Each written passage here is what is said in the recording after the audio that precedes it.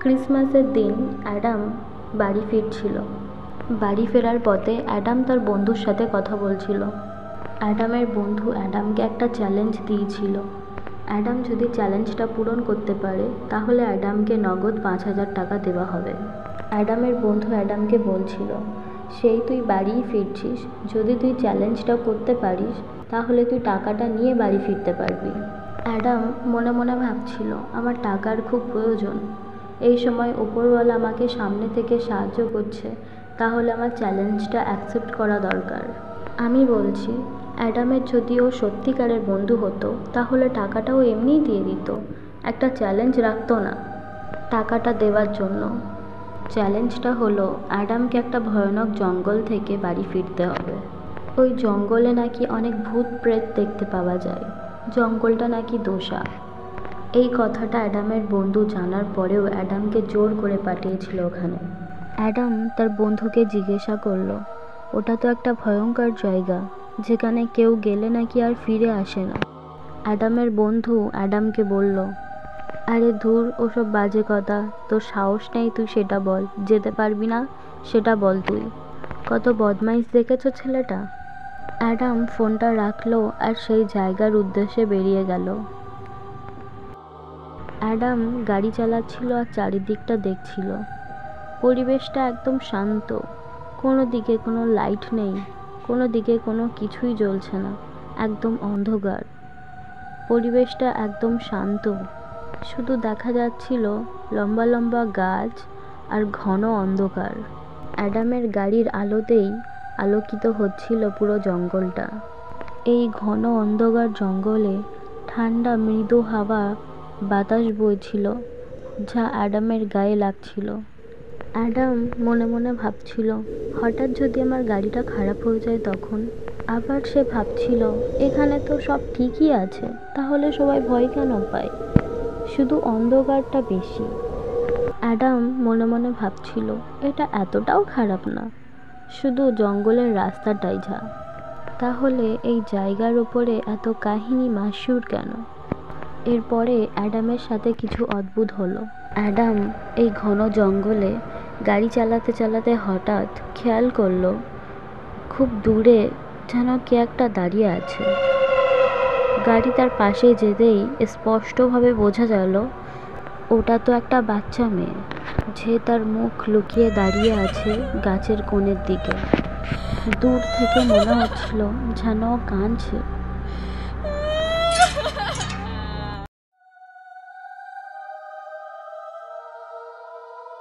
Adam গাড়িটাও সামনে নিয়ে গেল আর কাঁচটা নিচু করে জিজ্ঞেস করলো, হেই, তুমি ঠিক আছো? আর তুমি এখানে একা কী করছো? মেয়েটার চুলগুলো খুব লম্বা, মেয়েটার মুখ যেন সাদা ফ্যাকাশের মতো লাগছিল, আর চোখ দুটো যেন কালো অন্ধকার। মেয়েটা বলল, আমি আমার বাবা মার কাছ থেকে হারিয়ে গিয়েছি। অ্যাডাম বলল, ঠিক আছে, তুমি আমার গাড়িতে উঠে এসো, আমি তোমাকে ছেড়ে দিচ্ছি। মেয়েটা গাড়িতে উঠে গেল। অ্যাডাম গাড়ির হিটারটা অন করে দিল, কিন্তু অ্যাডাম জানতো না তার সাথে আজ কি হতে চলেছে। অ্যাডাম জিজ্ঞেস করলো, তোমার নাম কি? মেয়েটি ধীরে বলল, ভিক্টোরিয়া থমসন। অ্যাডাম আবার বলল, তোমার বয়স কত ভিক্টোরিয়া? আমার বয়স 10।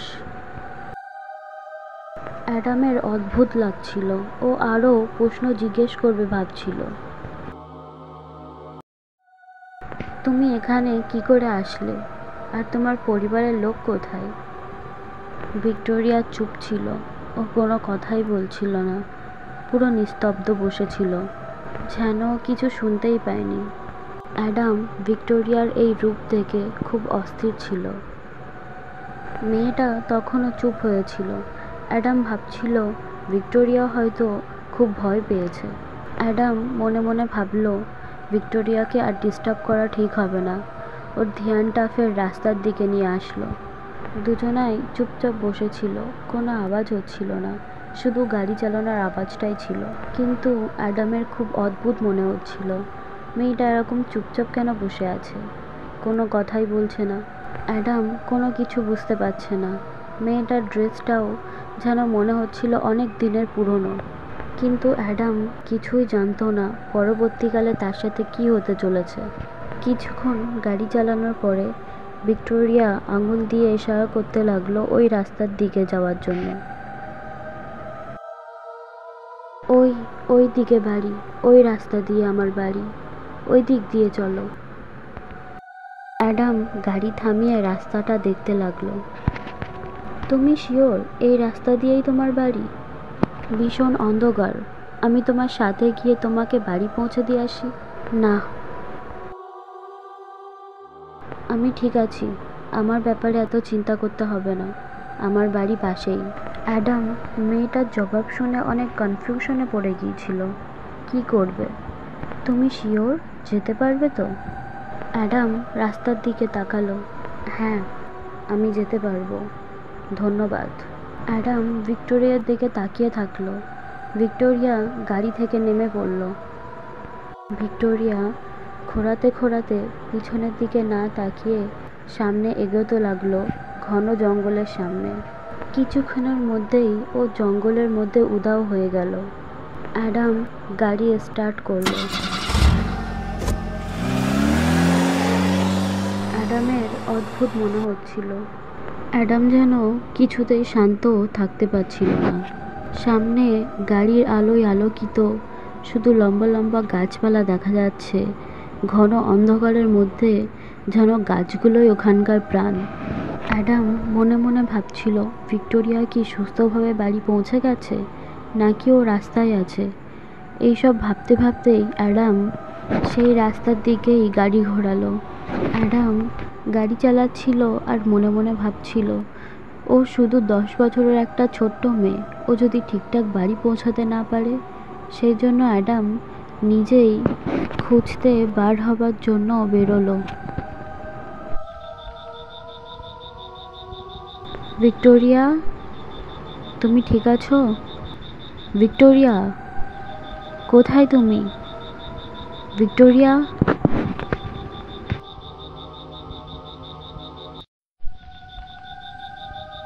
ভিক্টোরিয়া।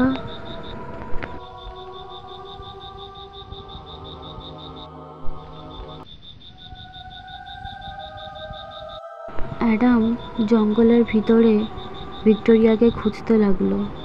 হঠাৎই তার চোখের সামনে একটা জিনিস দেখতে পেল একটা পুরনো বাড়ি। মনে হয় এখানে অনেক বছর ধরে কেউ বসবাস করে না। বাড়িটার ভাঙা জানালাই বলে দিচ্ছিল বাড়িটা অনেক দিনের পুরনো। লাইট মেরে দেখলাম বাড়িটার নাম লেখা ছিল থমসন হোম। তারপর অ্যাডাম এদিক ওদিক দেখল। অ্যাডাম হঠাৎই দেখল ভিক্টোরিয়ার কবর।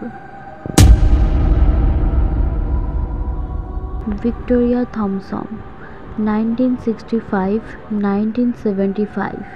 এটা কিভাবে সম্ভব? ও একটু আগেই আমার গাড়িতে বসেছিল, আর এখন এখানে লেখা আছে ও 50 বছর আগেই মারা গেছে। অ্যাডাম দৌড়ে গিয়ে গাড়িতে বসলো আর ফুল স্পিডে গাড়িটা চালাতে লাগলো। এখানে কি হচ্ছিল অ্যাডাম কিছুই বুঝতে পারছিল না। হঠাৎ গাড়িতে থাকা রেডিওটি আপনা আপনি চলতে শুরু হলো।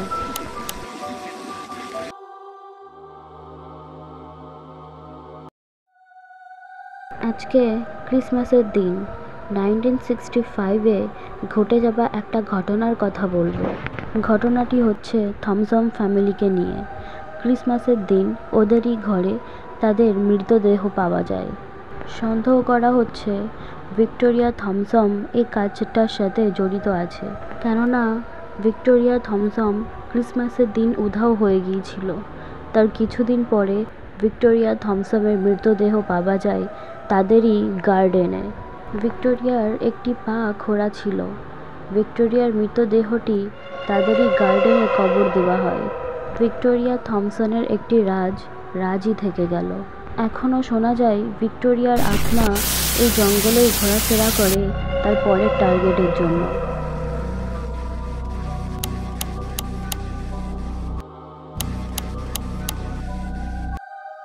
এই স্টুপিড রেডিওটা বন্ধ কেন হচ্ছে না?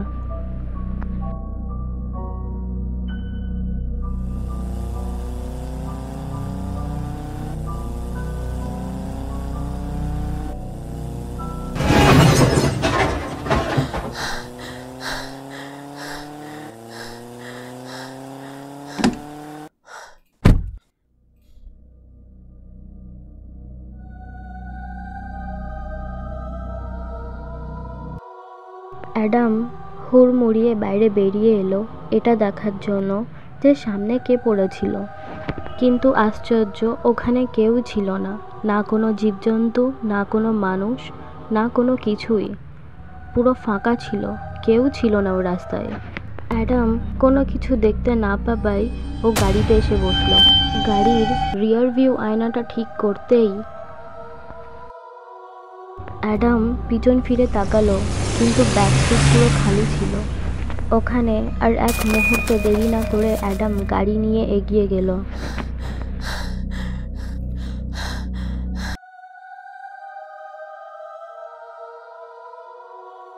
এটা আমার সাথে কি হচ্ছে? আমি কি সেটাকে ইমাজিন করছিলাম? 1 ঘন্টার ওপর আমি গাড়ি চালাচ্ছি, কিন্তু এই রাস্তা শেষ কেন হচ্ছে না? একবার এখান থেকে বার হয়ে যায়, আর কোনোদিন কোনো কিছুতে চ্যালেঞ্জ নেব না আমি। তুমি কি শুনতে চাও না আমার পায়ে কিভাবে লেগেছে? If you wanna play tough and wanna hate this, I'll always show up and make a statement. I don't ever slow.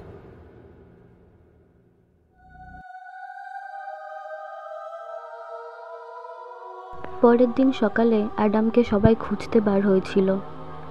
অ্যাডামের গাড়িটা ঠিক থমসম ফ্যামিলির ওখানেই গার্ডেনে পড়েছিল। অ্যাডাম যদি ওই চ্যালেঞ্জটা না নিত, হয়তো এখনও সে বেঁচে থাকতো। অ্যাডাম এখন চলে গিয়েছে না ফেরার দেশে। আপনারা কেউ যাবেন এই ভয়ঙ্কর জঙ্গলে ঘুরতে?